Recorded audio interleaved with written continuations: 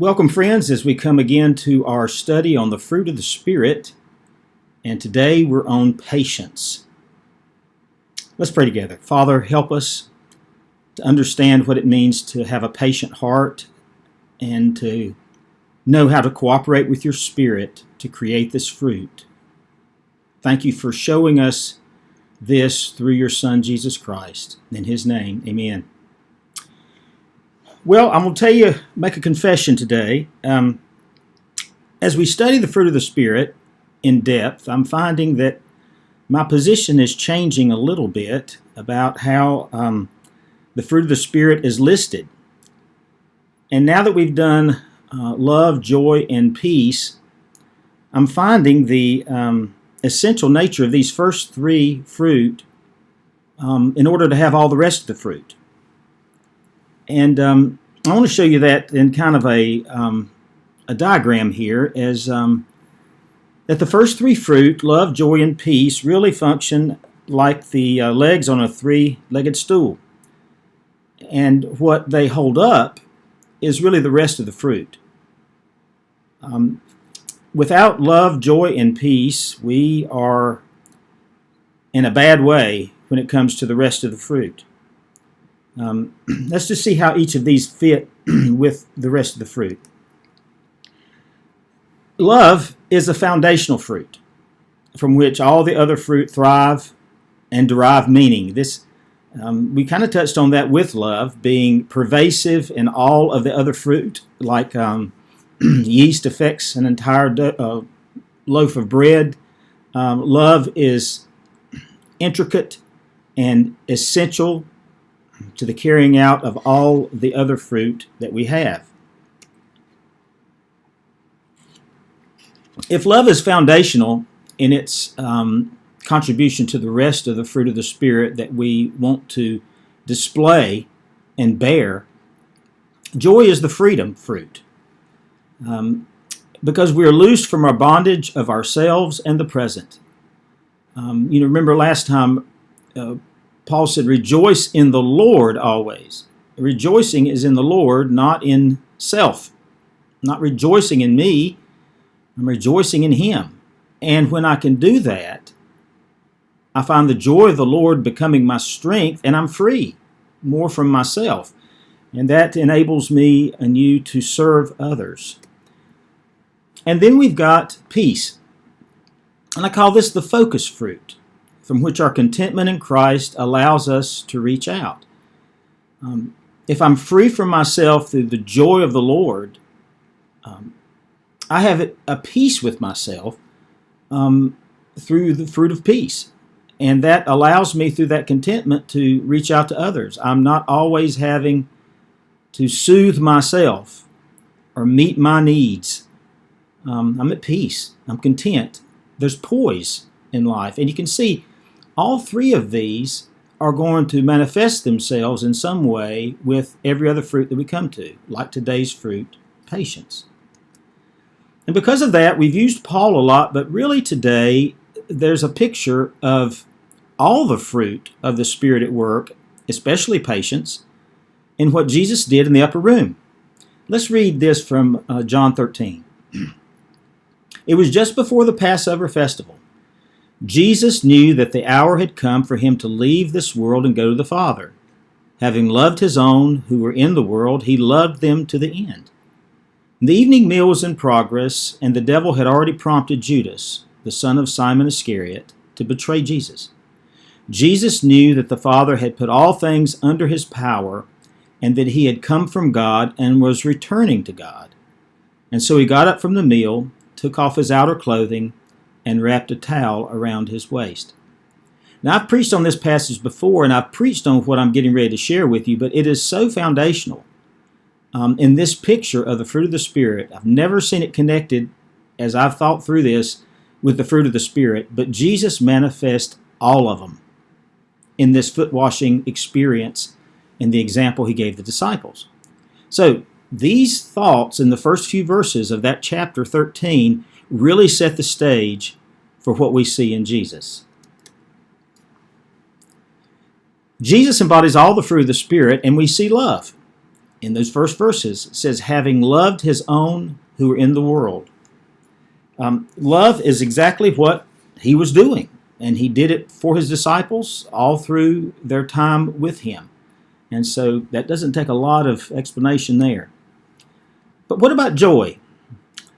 Where do we see joy in Jesus? The word is not there, but it says that he was returning to God in that first couple verses. Now, this is part of what puts him in the posture to kneel down and wash the disciples' feet. And why I see joy in this is because in Hebrews chapter 12, it says, for the joy set before him, Jesus endured the cross. And it was what was waiting for Jesus after the crucifixion and resurrection that brought great motivation to him. The joy of being back with the Father, of accomplishing redemption for us all. And that joy was a great motivator for him to endure suffering. Well, it says here in John chapter 13 that part of the reason he gets down on his knees and washes the disciples' feet is he knew he was returning to God. There's joy in that. And so Jesus is manifesting that fruit. And then peace. It says the Father had put all things under his power, and that he had come from God. Now, if peace comes from wholeness and completeness, then Jesus has a truckload of that stuff there. He knows whose he is. He knows who he is. And he has this amazing poise to wash the feet of those who will leave him, even deny him, and even betray him. And so patience in what he's doing here issues out of the first three fruit of the Spirit, which Jesus perfectly displays. Now, let's just look at all of the fruit quickly just to see how Jesus manifests these fruit before we look specifically at patience. He shows patience. You know, in the course of him washing feet, Peter is going to do his Barney Fife impersonation and say, Jesus, you can't do this. And Jesus is going to confront him. But he doesn't lose his cool, as we say. He doesn't get combative. He doesn't say, why don't you think about what I'm doing for you and not be so selfish, Peter. He doesn't get mad. He just says, you'll have no part of me. You don't understand what I'm doing. That's part of the problem. And his patience with Peter is amazing. Kindness, such a menial act to wash feet. It shows the kindness of Jesus. Goodness is a fruit that's free of ulterior motives. Jesus is not trying to manipulate his disciples or use them. He's trying to teach them. And goodness reflects purity. And you just see the purity in Jesus in this picture. Faithfulness. He said he loved him. He loves his disciples to the very end. That is faithfulness. He's loved them all the way through, and he'll continue. And that will actually show up in the 17th chapter of John when he prays his prayer to the Father, showing the faithfulness he's had for his disciples all the way to the end. Gentleness. When you think of gentleness and you think of foot washing is a very intimate form of serving. It's a lot more intimate than preparing a meal for them or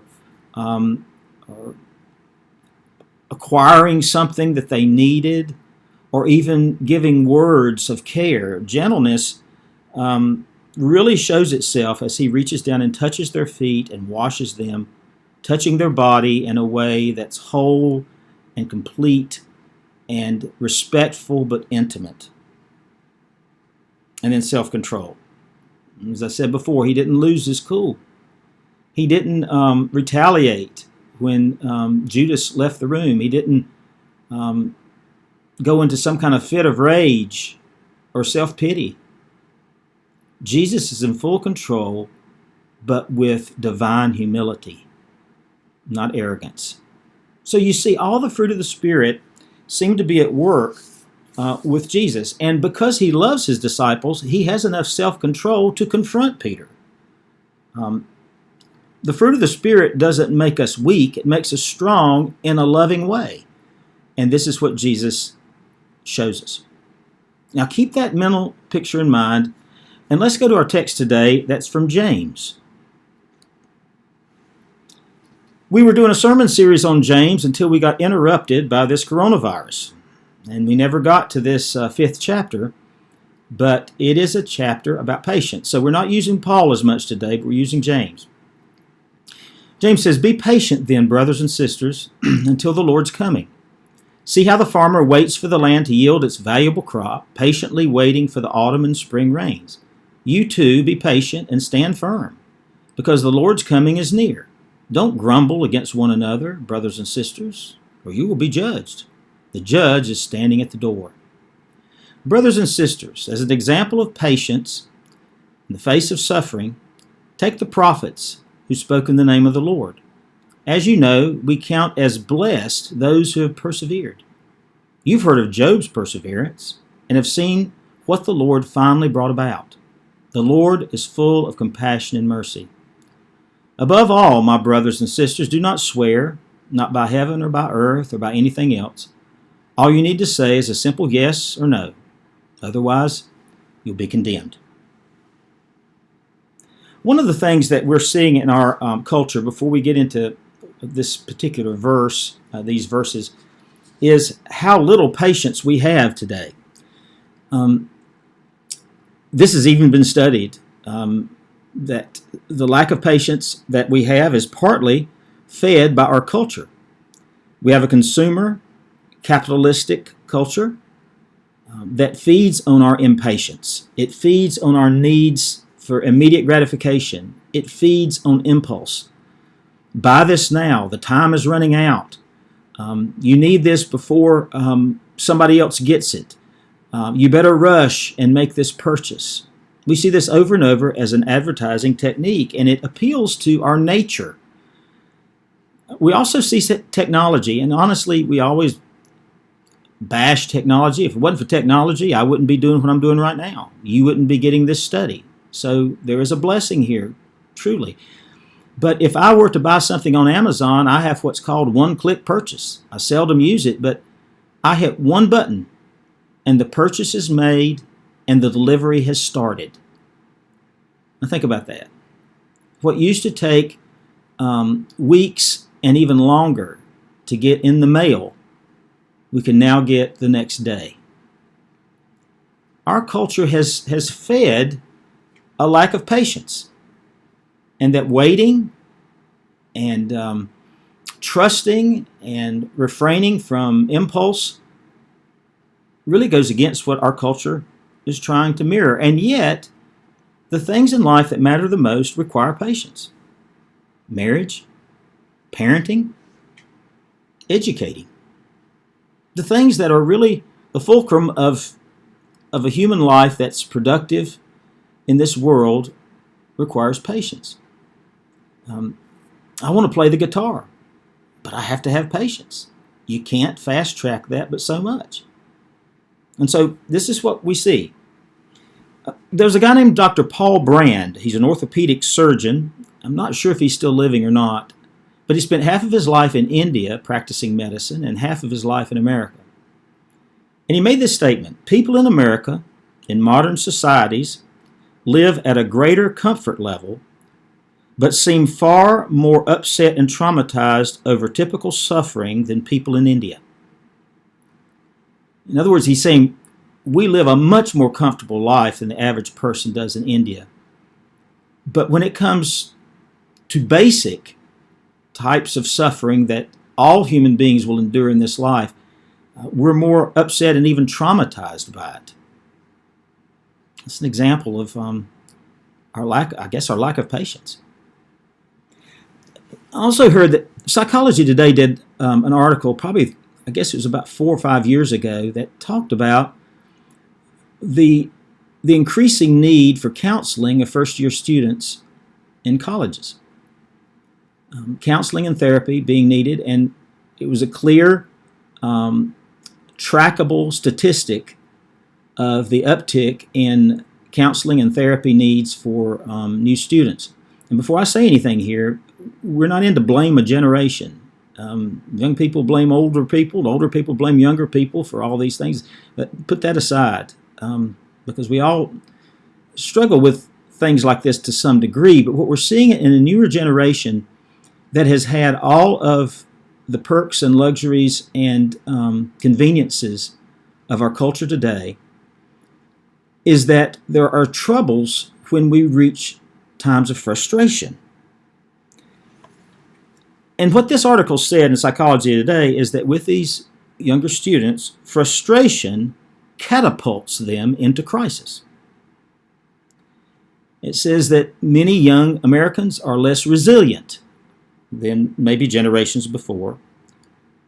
And what it's saying here is there's no middle space between frustration and crisis. In other words, you're going along in life and things are going okay, and all of a sudden something happens that's really frustrating. It slows you down. It alters your plans. Not life-threatening, not an emergency, but a frustration. And that many younger people go right into a crisis mode. Frustration, right to crisis. There's no middle ground. What is the middle ground between frustration and crisis? It's patience.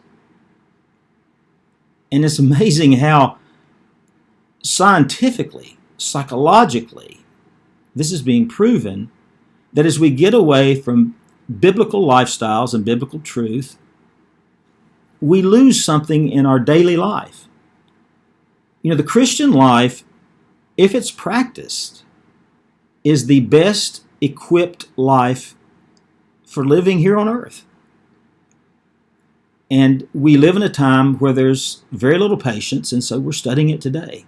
It's the type of thing that will make our life better and more spiritual. Well, what are some examples of patience that James gives us? First of all is the patient farmer. Very general, common type of illustration. And in those days, in the ancient Near East, you only had 2 seasons of rain, and that's in spring and fall. And the farmer had to be looking for the right timing to plant his crops, or the crops would fail. If he is too soon and is not willing to wait for the closer time when the rain will come, his crops will not make it. They won't have the water they need. And so I think of our farmers in our church and in this community. They know what patience is. Waiting on the crops. And an impatient farmer could experience failure if he doesn't know how to wait. And then we also get a more specific type of example through Job and the prophets. Job, as you know, pretty well lost everything. And his chronicles through the book of Job, there's a lot of frustration there, and he gets upset, of course, and he doesn't have the best of friends to help him through it. But what you see is that in Job, he never stops praying. He never stops reaching out to God, even if it's messy. And that is the victory that Job gets in the midst of his suffering. And then you have the prophets who had to live out an amazing amount of patience, speaking messages God had given them, even when God says they're not going to listen to you. And what patience the prophets had. Let's look at some words that are actually in this passage on patience. Macromuthia. That is a great dish with cheese, by the way. No, that's macaroni. Okay. Macromuthia is what the old King James would often use the term long-suffering. And that's found in verse 7. There is suffering in patience. And often that suffering comes from other people, not just situations. But God equips us through His Spirit to endure this type of patience that requires long suffering. But there's another word that's also used in this context in the book of James, is hupomeno. Now, we studied this, I believe, in Ephesians. And when we were on Wednesday nights, we talked about the part where Paul says, having done all to stand. Stand, and having done all to stand. And that standing was like hupomeno, a hyperstanding. Well, that's also a word used for patience. That when a person continues to stand, even if they are being accosted and attacked, and they're experiencing the winds of adversity, but they can stand their ground. I remember when Jared one time sent a little video from the coast in the midst of a storm, and I remember him on a pier trying to record that and send it to us, and it was just beating him around, but he kept standing there. He didn't move, even though rain and wind was coming at him. Well, that's a picture of patience. And those two words reflect that. Now, here's the thing you need to know about hyperstanding. It is not about just being tough. We men have to experience this maybe more when we're told just tough it out, be a man. And there's a place for that, but that is not what this is talking about.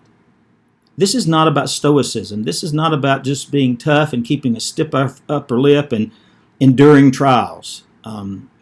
No, if that was the case, we couldn't bear the other fruit, like gentleness and kindness. It wouldn't come out of a stoic person.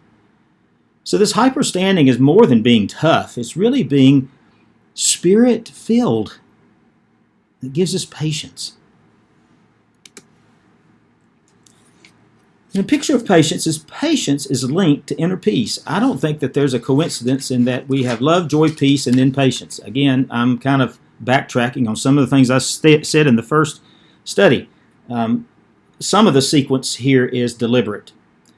And if you don't have peace, you won't have patience. And they're always connected. If I'm not drawing from the resources of love, joy, and peace, the first three fruit, I'm not equipped to be patient. I love this quote by Tim Keller. Patience is steadiness and graciousness in the face of disappointment or delayed gratification. Patience is steadiness and graciousness in the face of disappointment or delayed gratification. And to me, that's a definition of poise. The poise that we have through peace allows us to have patience in most every situation. And, hey, the opposites of patience need to be looked at here, too. If we're not patient, we're complainers. We're irritable because things aren't happening as fast as they should in our mind. And the things we want are not happening as they should. So we're irritable, complaining, and we're full of self-pity. If we don't have patience, this is what we end up being. Well, where do we need patience? Well, we need patience in life. As we said before, our culture feeds on our impatience. People make money off of our impatience. And nothing worth anything, really, can be accomplished with one click of a button. Relationships take time. Skills learned take time. Major accomplishments in life take time. And all of this requires patience. Now, what about our spiritual life? And this is one we'll overlook if we're not careful. Sometimes we don't have enough patience to fuel the spirit disciplines we need to really grow. Quiet times take patience. Bible reading takes patience. Prayer takes patience. If I can't wait, if I can't be still because I'm impatient, I've got other things to do, I can't receive from the Lord at the level He wants to give it.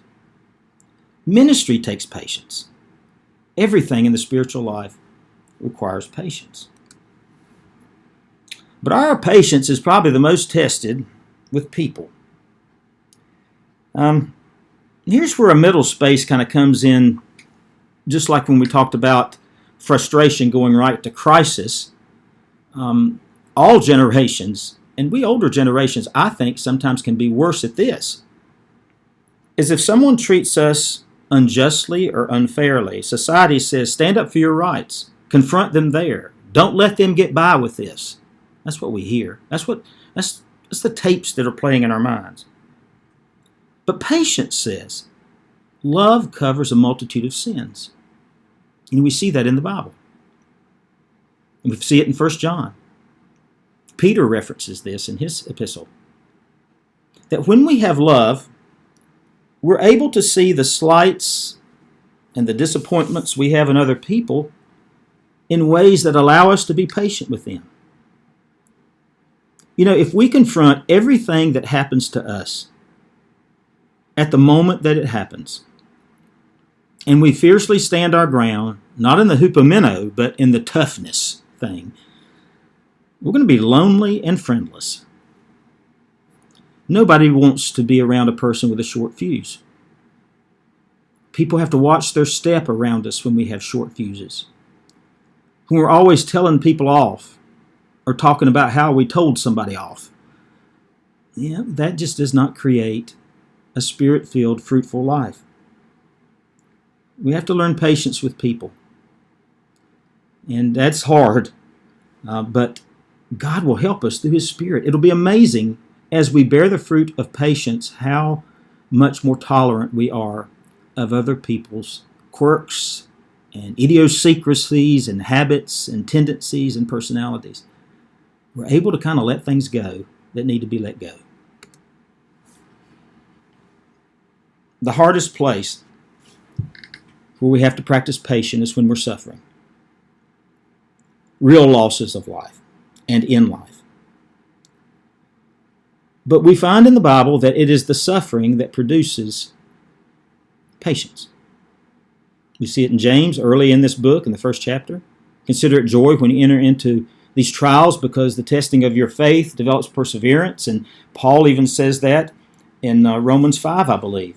You know, that there is something that comes from suffering or struggle that we can't get anywhere else. And what it gives us is patience. This is not just being tough. This is not being in denial and pretending that suffering is not happening. It means we're trusting God through it, and we come out on the other side different people.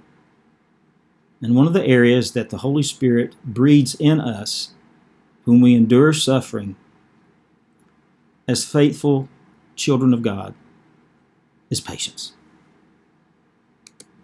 And speaking of God, sometimes we need patience with Him.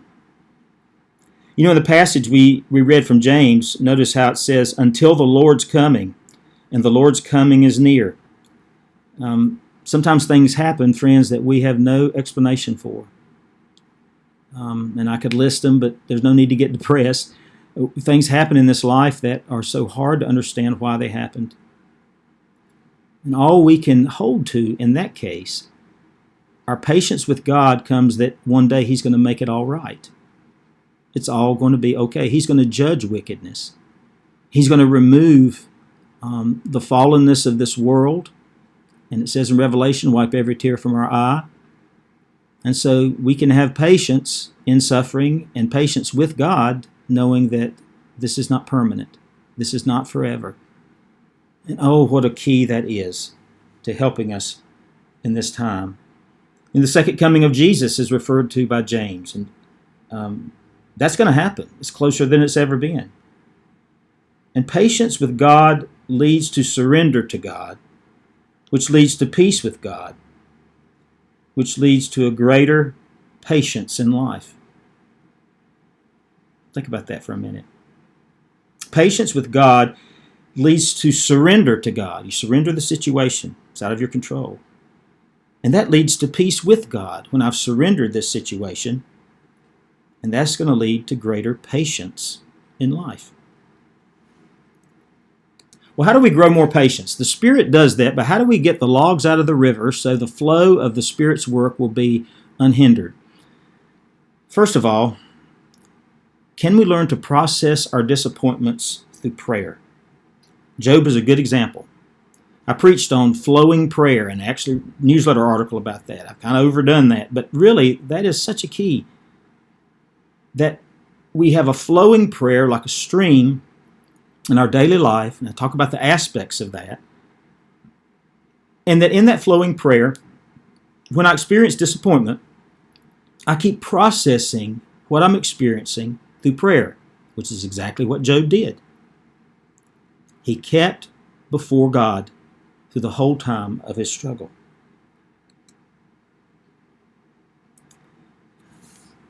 Also, we need to approach life with humility. You know, in James, it talks about people who say, okay, next year I'm going to do this, this, and this. And they never take into account, even if they're going to be alive. And he says, instead, we should say, if it's the Lord's will, I will do this and that. It's just a humble approach to life. I'm not in control of everything in my life, nor are you. And if I have that humility that I'm hoping things will be this way or that way, but I don't know that for sure, I'm not going to get my hopes up into a frenzy that's unnatural. My hopes will be tempered with humility, that I serve a sovereign God who's in control of all things, and it may not work out exactly like I planned. That's a good preparation if it doesn't. And we need the humility of life to say, hey, I'm not in control of all these things. You know, we grow more patience if we really want it, which means we have to value our spiritual growth. If testing produces patience, I will go through testing better if I really want to become a more patient person. If I'm just wanting to be comfortable and avoid conflict and stay in my bubble, then I'm not going to go through testing very well. And that testing will not be able to produce the fruit that God wants to produce through it. We don't rejoice in our tribulations, but we rejoice in what they produce. And when trouble hits, do I look away from my trouble long enough to say, God, grow me through this? I don't want to just go through this. Grow me through this. And when we have that type of value, it will drive us right into the love of God. And we have patience when that happens. Now, how do we grow more patience with other people? Well, think of how patient God has been with us. Think of the patience of Jesus. He was patient in his suffering. Think of all the suffering he went through. And the old song says he could have called 10,000 angels. He could have called 10,000 angels when the guards were beating him, and when the crown of thorns was thrust on his head. He could have called 10,000 angels as he stood in trial before Pilate. And all through the crucifixion, Gethsemane before the crucifixion, he could have called 10,000 angels to completely eradicate the suffering, but he was patient in suffering. He forgave those who were killing him, and he even endured the Father turning away from him. Jesus saved us through his patience. You know, if you need patience, look at the cross. The cross is a great symbol of the patience of God, but also how we can and should have patience with others because of what God has done for us. And finally, look forward to Christ's return. If I have a future gaze, I'm more apt to take in stride the things that would normally cause me to be impatient and frustrated and complaining and griping and all those things. I get a perspective when I recognize Christ's return. So with this picture, the study of James chapter 5, but also the picture of Jesus washing the disciples' feet, you can say this to yourself. I can be patient today because I know where I have come from and I know where I am going. Remember, that's what the first couple of verses of John chapter 13 are saying about Jesus before he kneels down and washes the disciples' feet and shows such patience. He knew where he come from and he knew where he was going. And for us, I know what God's done for me. I know how he's forgiven me. I know what he's done for me through Jesus. And I know where I'm going. I have a path that he's laid out, and he is at the end of that path to meet me when it's over. Wow. That should give us some patience. Well, God bless you as you seek to leave this study and go forth and live a life of patience. May God help us. What a wonderful fruit of the Spirit.